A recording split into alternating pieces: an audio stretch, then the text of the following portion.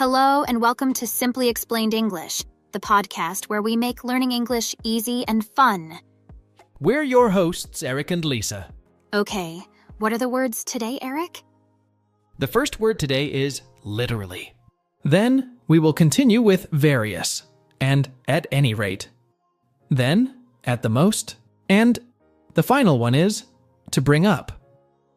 The first word is literally. Literally. Literally. Literally is an adverb. It means exactly or actually. It's used to emphasize that something is true or accurate. When you say something happened literally, you mean it happened exactly as you described. For example, if you say, I literally jumped for joy. It means the person actually jumped because he was very joyful. Exactly, Lisa. Here's another example. She was literally on cloud nine after receiving the good news. It means that she was extremely happy and excited as if she were actually on cloud 9, which is an imaginary place of happiness. She literally ran to the store to buy some milk. It means that she actually ran to the store, not just walked quickly. Great explanations, Lisa. Thank you, Eric. Okay, now, let's give a sample dialogue using the word. Mia, you won't believe it. I literally saw a movie star at the coffee shop yesterday. Really? That's amazing. Who was it? It was Chris Evans. He was literally right in front of me in the line. Wow, that's so cool. Did you talk to him? No, I was too shocked to say anything, but it was literally the best day ever. That was a simple and nice dialogue, right? Yes, it was. Now, let's talk a bit more about the word. Do you think literally is easy to use? Yes, I think. It is easy to use once you know what it means. You can use it to show that something is true in a real sense. How about you, Eric? Do you use literally often? Yes, I use it quite a lot, especially when I want to emphasize that something really happened. It's useful to show that you're not exaggerating. Lisa, speaking of literally, have you ever gone skydiving? No, I haven't. I'm literally too scared to try it. How about you, Eric? I haven't either, but it's definitely on my bucket list. It must be very exciting, I can imagine. I bet, but I think I'll stick to keeping my feet on the ground for now. That's fair. Maybe we should try something a little less extreme? Maybe? All right. We'll find something a little more low-key for our next adventure. Sounds good to me. Thank you for understanding it. And that's all for the word. Let's continue with the next word. The next word is various. Various. Various. Various means many different kinds. We use it to talk about more than one kind of thing. That's right. Various is an adjective, and we use it before a noun. For example, various fruits or various places. Great. Now let's give 2 example sentences. I'll say the first one. I have various books in my bag. It means that I have many different kinds of books in my bag. Some might be novels, some might be textbooks, and some might be magazines. Good example. Okay, the second one, she likes to visit various countries. It means that she likes to visit many different countries, not just 1 or 2, but many. Exactly. Let's remember that various can come before any noun. It helps us talk about more than one kind of thing. Yes, Lisa. Now, let's have a short dialogue using the word various. Sure. Hi, Mary. What did you do over the weekend? Hi, John. I did various activities. I went hiking, read a book, and cooked a new recipe. That sounds fun.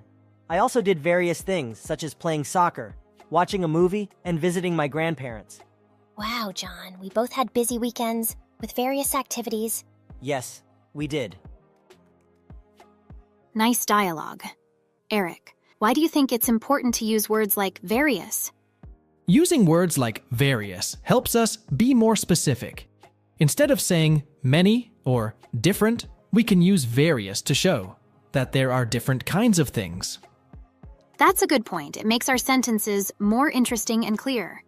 For example, when I said I did various activities, you knew I did more than one kind of thing.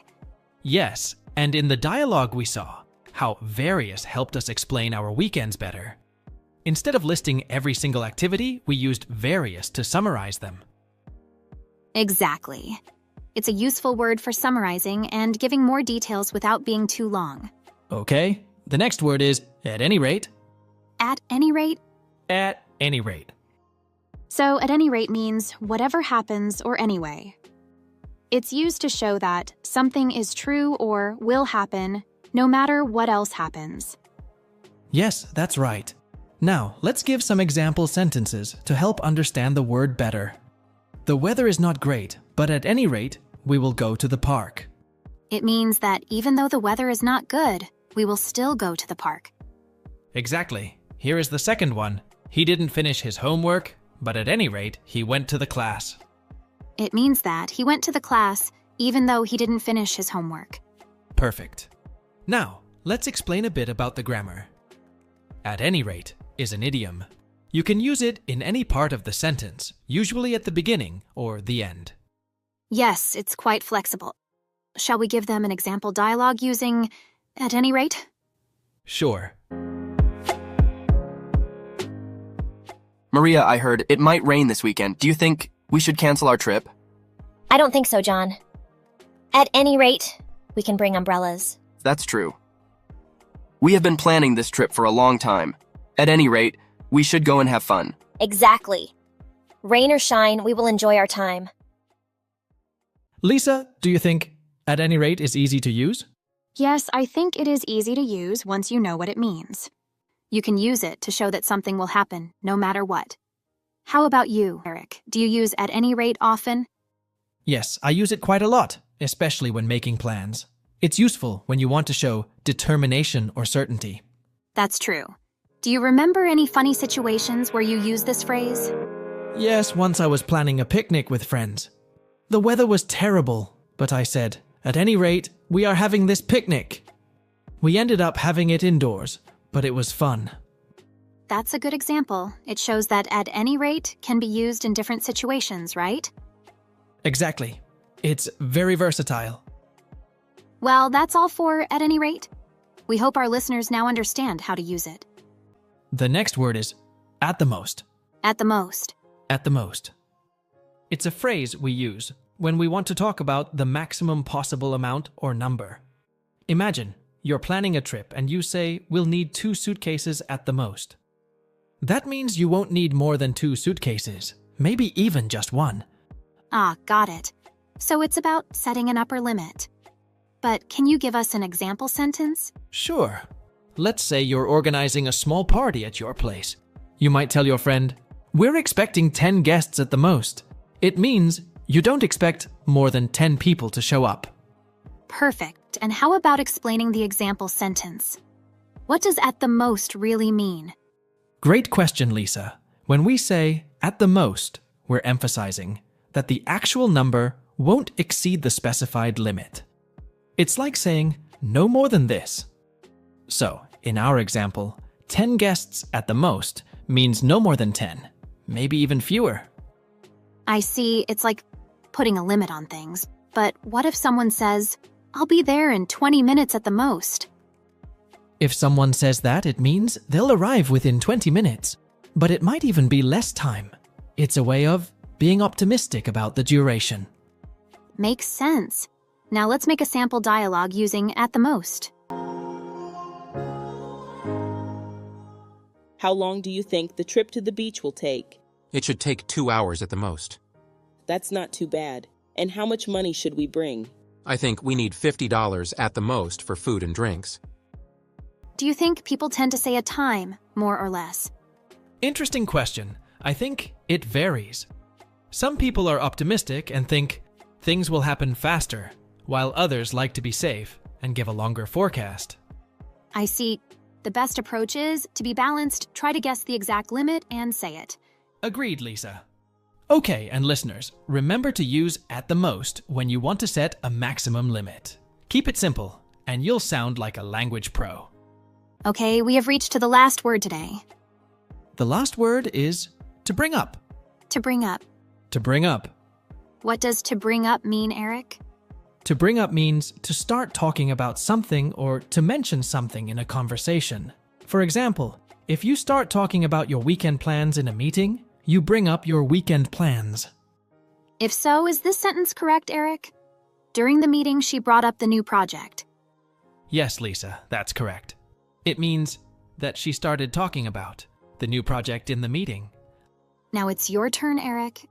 All right, he brought up an interesting idea during dinner. It means that he mentioned or started talking about an interesting idea while they were having dinner. Great. Now let's talk about some grammar points. To bring up is a phrasal verb and is separable. So we can use bring something up or bring up something. Both are correct. Yes, and it's often used in informal and formal conversations. Now, let's give a sample dialogue using the phrase. Sarah, did you bring up the budget problem in the meeting today? Yes, I brought it up, and the manager said we would discuss it next week. I see. You know, we have some other problems too. We should also bring them up. I know. I will bring up all of our problems next week. Lisa, why do you think Sarah says, "I brought it up," when John asks about the budget problem? Sarah says, I brought it up to show that she mentioned or started talking about the budget problem in the meeting. Exactly. Lisa, have you ever brought up a topic in a meeting? Yes, I have. Once I brought up the issue of late deliveries in a team meeting, and we found a solution together. That's a good example. It's important to bring up problems so they can be discussed and solved. Do you have another example, Lisa? Sure, and this is both an example and a real situation. During our last dinner together, my friend brought up the idea of going on a trip next weekend. It was a great suggestion, and now we're planning a trip. Oh, great. I hope you enjoy your trip. I hope so, Eric. Thank you. All right, that's all for today's episode of Simply Explained English. Okay, what are the words today, Eric? The first word today is bucket list. Then we will continue with to blame and the last straw. Then get to the point. And the final one is catch up with. The first word is bucket list. Bucket list. A bucket list is a list of things you want to do before you die. It can include anything you dream of doing, like traveling to a new country, learning a new skill, or meeting a famous person. The term bucket list comes from the phrase kick the bucket, which means to die. That's right, Lisa. Let's give our listeners some examples of sentences using bucket list. Traveling to Japan is on my bucket list. It means that traveling to Japan is something I really want to do before I die. Here's the second example. She has skydiving on her bucket list. It means that she wants to go skydiving before she dies. Perfect. Now we should also mention that bucket list is a noun. It often comes with the preposition on, like in our examples. On my bucket list, or on her bucket list. Then we will continue a sample dialogue. Hey, Anna, do you have a bucket list? Yes, I do. One thing on my bucket list is to visit the Grand Canyon. How about you? I have a bucket list too. I want to learn how to play the guitar. That sounds great. What else is on your bucket list? I also want to go scuba diving in the Great Barrier Reef. Wow, those are exciting goals. I hope you get to do them all. That was a nice dialogue, Eric. I really liked how Tom and Anna shared their bucket list items. Yes, it was interesting. Lisa, do you have a bucket list? Yes, I do. On my bucket list, I want to visit Italy and see the Colosseum. That sounds amazing. Why do you want to see the Colosseum? I love history, and the Colosseum is a very famous historical place. What about you, Eric? What's on your bucket list? I want to learn how to surf. I think it would be a lot of fun. Surfing sounds exciting. Have you ever tried it before? No, I haven't. But it's something I really want to try. That's a great idea, Eric. So let's move on to the next word. The next word is to blame. To blame. To blame. Great choice. To blame is a verb. It means to say or think that someone or something is responsible for something bad. Perfect. Now let's talk about a grammar rule. When you use to blame, you can follow it with for, and then a noun.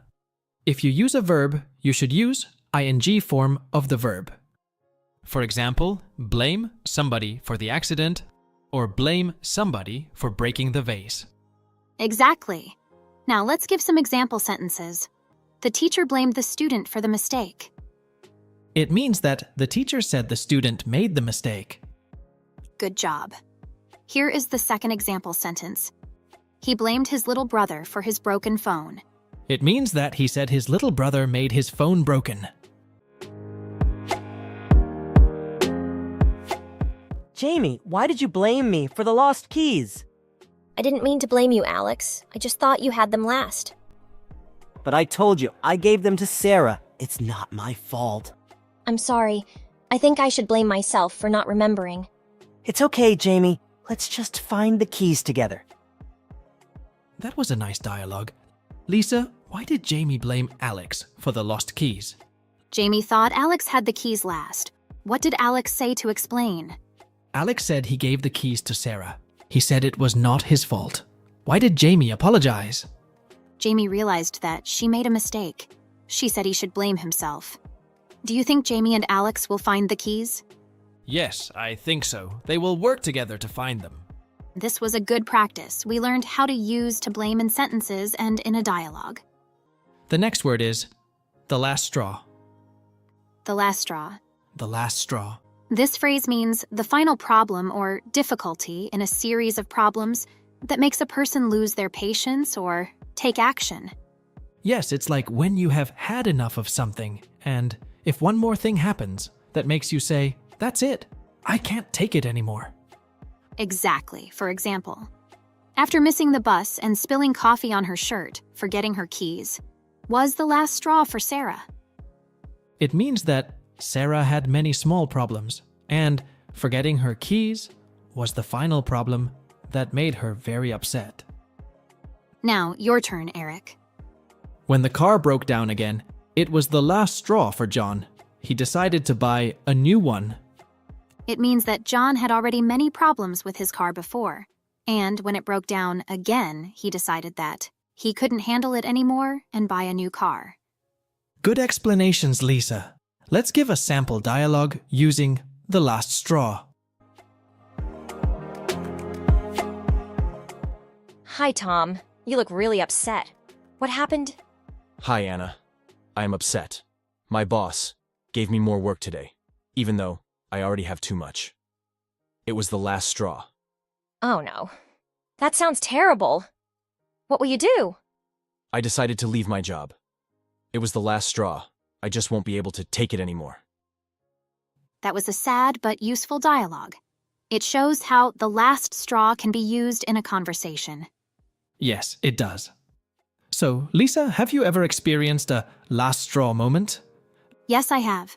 One time, my computer kept crashing while I was working on an important project. When it crashed for the third time, it was the last straw, and I decided to get a new computer. I understand how that can be very frustrating. For me, it was when my neighbor's dog kept barking every night. When it happened again, and I couldn't sleep, it was the last straw, and I called the police. It's interesting how the last straw can be different for everyone. It shows how we all have different limits. Yes, that's true, and it's a useful phrase to know because it helps us explain those moments when we just can't take anymore. Okay, the next word is get to the point. Get to the point. Get to the point. Get to the point. This phrase means to talk about the most important part of something instead of unnecessary details. Yes, it's used when someone wants you to say what is important quickly and clearly. During the meeting, the boss asked everyone to get to the point and stop talking about unrelated things. It means that the boss wanted everyone to talk only about the important parts and not waste time on other topics. This is my example. I was in a hurry, so I asked my friend to get to the point when telling the story. It means that the person wanted his friend to tell the important part of the story quickly. because he didn't have much time. It's important to note that get to the point is quite direct and can be considered a bit impolite in formal situations. In formal settings, it might be better to say something like, "Could you please summarize the main points?" Or, "Can we focus on the key issues?" Yes, using more polite alternatives is a good idea in formal contexts. Now, let's give a sample dialogue using get to the point. Hi, Jane. Can we talk about the project? Sure, Mark. Well, I think we need to make some changes to the design. Okay, but can you get to the point? We don't have much time. Right. The main issue is the color scheme. I think we should use different colors. I see. That makes sense. Let's work on it. So Lisa, have you ever had to ask someone to get to the point? Yes, I have. One time my friend was telling me a long story, but I needed to leave soon. So I asked her to get to the point. I understand. Sometimes people talk too much about details, and we just want to know the important part. Exactly. For me, it's usually during meetings. When there is a lot to discuss, it's important to get to the point quickly. Yes, sometimes it can be a waste of time. Okay, Eric, time to explain our last word today. The last word is catch up with. Catch up with. Catch up with. So catch up is a common phrasal verb in English. It has a few different meanings, but today we'll focus on the most common one. When you catch up with someone, it means you meet or talk to them after a period of time during which you haven't seen or spoken to each other. For example, if you haven't seen your friend for a while, you might say, "Let's meet for coffee and catch up." Exactly, Lisa. And it's not just about meeting in person. You can also catch up with someone over the phone or even through messages. It's all about reconnecting and finding out what's been happening in each other's lives. Now let's give a couple of example sentences to explain this. Eric, can you start? Sure. Let's say you have a friend named Alex. You haven't seen Alex in a few months because they moved to a different city. One day you run into Alex at a cafe. You might say, "Hey, Alex, long time, no see. We should grab lunch sometime and catch up." Perfect. And here's another example. Imagine you're talking to your cousin on the phone. You ask, "How's everything going?" Your cousin replies, "Well, I've been really busy with work, but I'd love to catch up soon." That means your cousin wants to have a longer conversation to update you on their life. Exactly. Now, let's make a sample dialogue using the word catch up. Jack, it's been ages since we hung out like this. How have you been? I know, Rosa. Work, family, you name it. But I'm glad we're finally getting a chance to catch up. Me too. So tell me, did you ever finish that novel you were writing? Not yet, but I'm getting there. How about you? How's your new job? Oh, it's been challenging, but I'm learning a lot. By the way, did you hear about Sarah? She's back in town. Really? I haven't seen her since college. We definitely need to catch up with her. Agreed.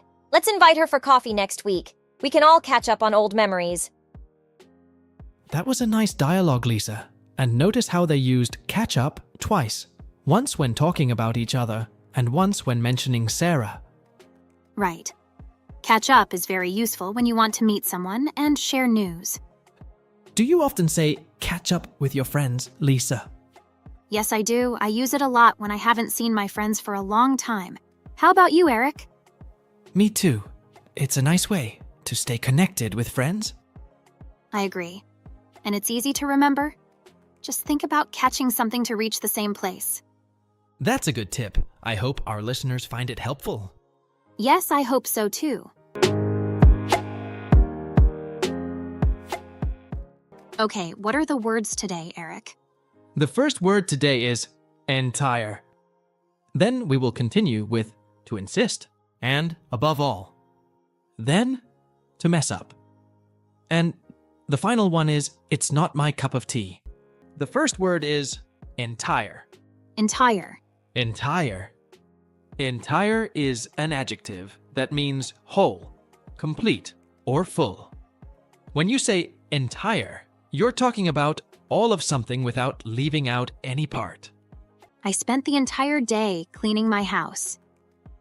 This means that I cleaned my house from morning to night. Here's another one. She ate the entire cake by herself. This means that she ate the whole cake, not just a piece of it. Now let's have a sample dialogue using the word entire.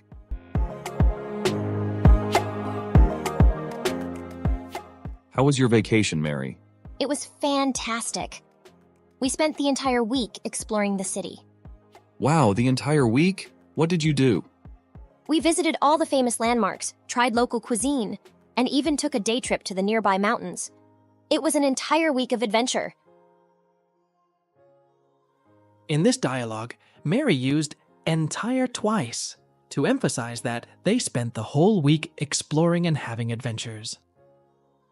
It's a great way to show that they made the most of their vacation time. Definitely.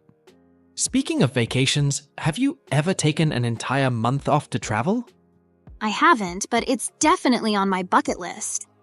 I think it would be amazing to have an entire month to explore a new country or go on a long road trip. Yeah, I agree. I've always wanted to spend an entire month traveling around Europe and visiting as many countries as possible. That sounds incredible. I'm sure you would have so many amazing experiences and memories from an entire month of travel. But I think I would need to save up for quite a while to afford an entire month of travel expenses. True, it would definitely require some planning and budgeting, but I think it would be worth it for the opportunity to have an entire month of adventure and discovery. Couldn't agree more. Maybe we should start planning our own entire month of travel someday. Count me in. But for now, let's wrap up our discussion of the word entire. So, entire means whole, complete, or full, and it's used to emphasize that you're talking about all of something without leaving out any part. Like an entire vacation or an entire day spent doing something. Yes, Lisa. Okay, let's move on to our next word. The next word is to insist. To insist. To insist. To insist means to keep saying something when others disagree with or oppose what you say because you believe it is important. For example, my mom insists that I finish my homework before playing video games. It means that my mom keeps saying, after I finish my homework, I can play video games. She thinks this is very important. Now I'll give the second example sentence. He insisted on coming with us to the store. It means that he really wanted to come with us to the store, and he kept saying it until we said okay. We use insist in two ways.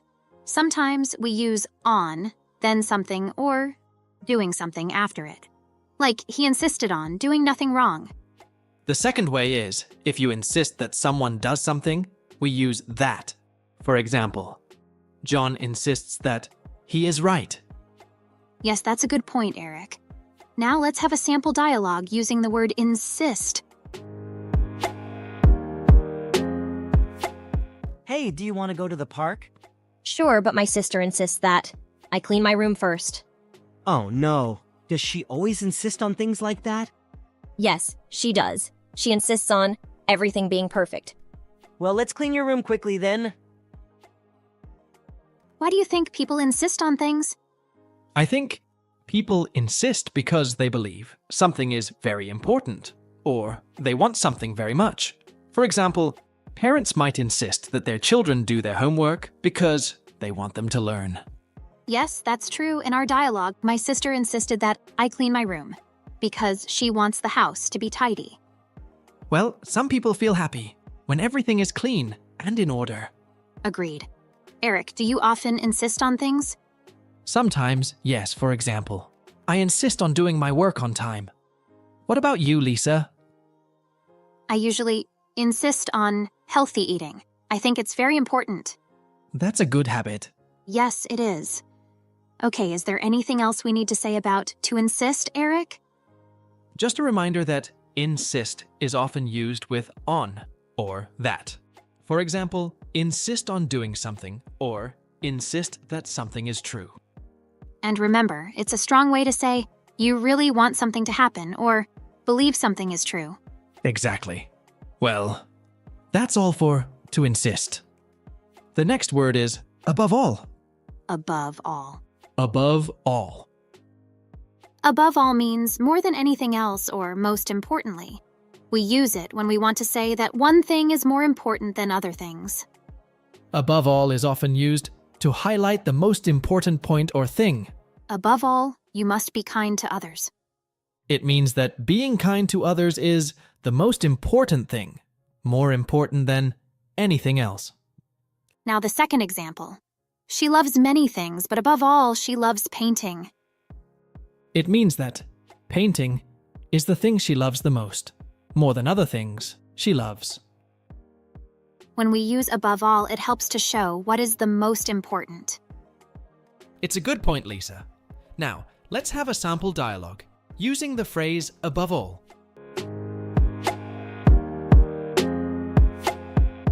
I enjoy reading and cooking, but above all, I love painting. That's interesting.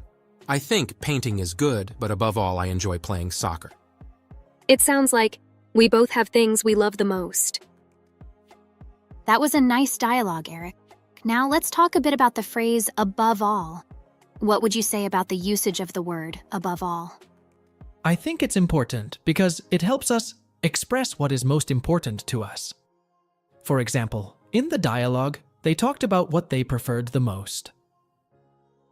Yes, and using above all makes our sentences clearer and stronger. Do you use this phrase often? Yes, I do, especially when I want to make a point about what matters the most to me. Can you think of another situation where we might use this phrase? Sure. For example, if I am talking about what I enjoy doing, I might say, I enjoy going on holiday, but above all, going somewhere with friends is the best. That's a good example. It's a simple way to let people know what you value the most. Absolutely. And it's useful in many different situations. Well, that's all for above all. The next word is to mess up. To mess up. To mess up. Mess up is a phrasal verb. It means to make a mistake or to do something badly. It is often used when something goes wrong because of a mistake. For example, when you spill coffee on your favorite shirt or forget your friend's birthday. You've messed up. Exactly, it's versatile. We can use it in various situations. For instance, if you're cooking and accidentally burn the pancakes, you'd say, "Oops, I messed up the pancakes." And it's not just about physical actions. You can also mess up plans, relationships, or even your own schedule. Imagine you're late for a meeting. You'd say, "I really messed up my morning routine today." I totally messed up my presentation at work. In this sentence, someone made a mistake during their work presentation. It means that during the presentation, something went wrong. Maybe the slides didn't work properly, or the speaker lost fluency. The important thing is that they made a mistake, and this mistake affected their performance. Good explanation. This is mine. She messed up her chances of getting the job by arriving late to the interview. In this case, messing up refers to the person being late. Being late has damaged his chances of being hired. She didn't make a good impression. Absolutely, Lisa. And remember, mess up can be used with or without an object. When we say, "I messed up," it means I made a mistake in general. When we add an object, like, "I messed up the test," it tells us the test was affected by the mistake. Great point, Eric. Mark, I must say, I messed up yesterday. Oh, really? What happened? Well, I was supposed to meet my friend for lunch, but I completely forgot. She waited for me for more than an hour. I messed up her day. I felt terrible. It sometimes happens to everybody, but you should apologize soon and plan another lunch date. And don't forget next time. It was a good example of the usage of mess up. Agreed. And speaking of making things right, how about you, Eric? Any recent mess-ups? Oh, I spilled coffee on my laptop this morning. It's a mess, but luckily it's still working. Eric, you really know how to mess up a good laptop. This was the second time you spilled your coffee. Hey, at least it wasn't my phone this time. Okay. Anyway, you should be careful otherwise. New laptops are very expensive nowadays. Yes, I know, Lisa. Thank you for your reminder. The last word is, it's not my cup of tea. It's not my cup of tea. It's not my cup of tea. Yes, it is an idiom. If something is not your cup of tea, it is not the type of thing you like or are interested in. Example: thanks for inviting me, but concerts are not really my cup of tea. Yes, that's right. We use this idiom to say that something is not to our taste or preference. Let me use it in some sentences. Watching horror movies is not my cup of tea. This means that I do not like watching horror movies. They do not interest me. Or, playing soccer is fun, but it's not my cup of tea. It means that I think playing soccer is fun for others, but I do not enjoy playing it myself. When we use this idiom, we often talk about activities or things we do not like. Yes, that's a good point, Lisa. And have a sample dialogue using the idiom, it's not a cup of my tea. Hey, do you want to go to the rock concert tonight? Rock music is not a cup of my tea. How about going to the movies instead? Sure, we can do that too. But why don't you like rock music? I just prefer quieter music. Rock is too loud for me. I understand. Everyone has different tastes. Okay, let's get back to the idiom. Why do you think this idiom is useful, Lisa? I think it's useful because it's a polite way to say you don't like something. Instead of saying, I don't like it, you can say, it's not my cup of tea. And it sounds nicer, doesn't it? In our dialogue, I said that rock music is not my cup of tea. Exactly. And using this idiom helps us gently express our dislikes. Yes, it does. Do you think there are other idioms like this that learners should know?